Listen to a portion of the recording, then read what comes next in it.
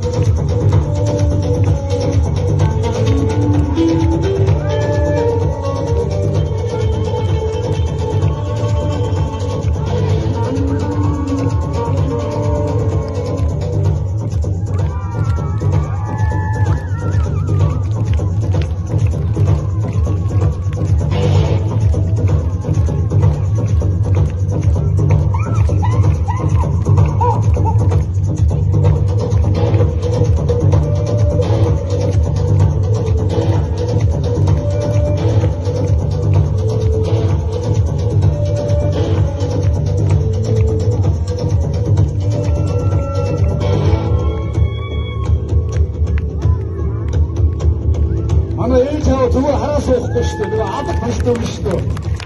Энэ чинь нөгөө гараар дамждаг байхгүй ингээд.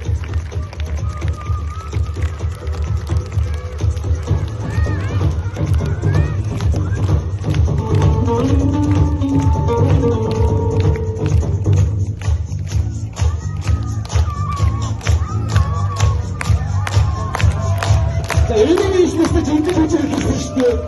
Одоо бид бидний хүчээр үүсгэж байна.